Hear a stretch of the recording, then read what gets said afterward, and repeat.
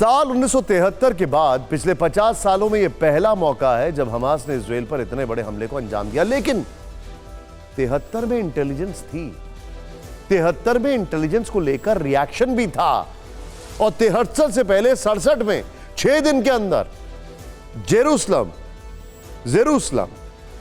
West Bank और Gaza पे Israel ने कब्जा किया था। लेकिन अब तस्वीरें बदल चुकी हैं।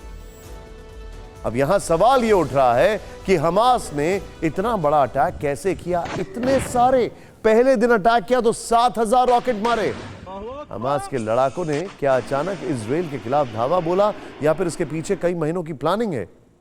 क्योंकि हमास ने एक साथ 3 दिशाओं से हमला बोला, जल, थल और नभ।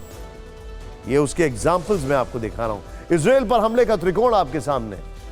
समुद्र से, स्पीड बोट से वो लोग अटैक करते हैं, क्योंकि आपको पता होगा इजराइल जो है जिस तरीके से घिरा हुआ है, गाजा का एक साइड में पूरा समुद्र है, तो उन्होंने उस साइड से कॉर्नर, और ये फेंस को पार करके बड़ा इजी एक्सेस होती है।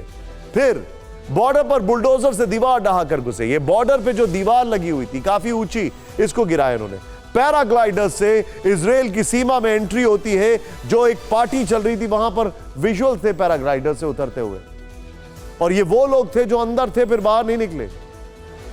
सोचिए जरा, एक साथ इतने आक्रामक हमले को रोकने का इजराइल को मौका ही नहीं मिला, इंटेलिजेंस ही नहीं थी। क्या कर रहे थे मोसाद और नेतन्याहू क्या कर रहे थे? ये रिपोर्ट है।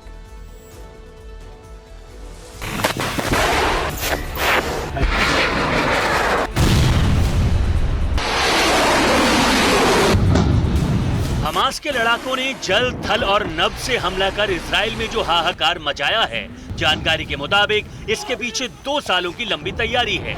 हमास ने इजराइल को ऐसी ट्रैप में फंसाया कि उसे युद्ध की भनक तक नहीं लगी। एक तरफ हमास इजराइल को आश्वस्त करता रहा कि वो युद्ध नहीं चाहता है, दूसरी तरफ लड़ाई की जमीन तैयार करता रहा, अपने लड़ाकों को ट्रेनिंग देता रहा। रॉयटर्स के मुताबिक हमास के कई लीडर्स को ऑपरेशन के बारे में नहीं बताया गया। ट्रेनिंग ले रहे लड़ाकों को भी नहीं पता था कि उनका मिशन क्या है।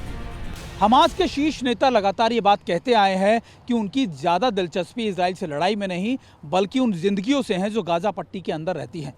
और यही वजह है कि इजराइल ऐसे लोगों को, हज़ारों लोगों को न सिर्फ अपने यहाँ काम देता है बल्कि वर्क परमिट भी देता है, और इन लोगों को इंसेंटिव भी दिए जाते हैं। लेकिन अब सिचुएशन बदल गई है।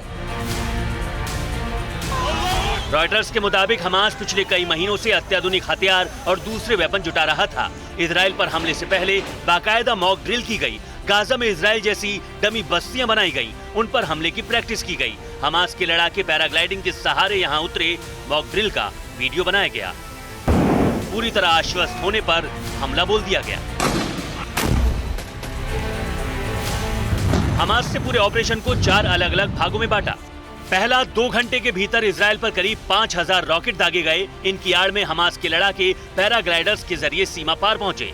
दूसरा, पैराग्लाइडर्स से इजरायली सीमा में दाखिल होने के बाद हमास के लड़ाकों ने एक बड़े इलाके की घेराबंदी कर दी। इसके बाद हमास की कमांडो यूनिट सीमेंट और इलेक्ट्रॉनिक दीवारों को तोड़कर अंदर घुसी।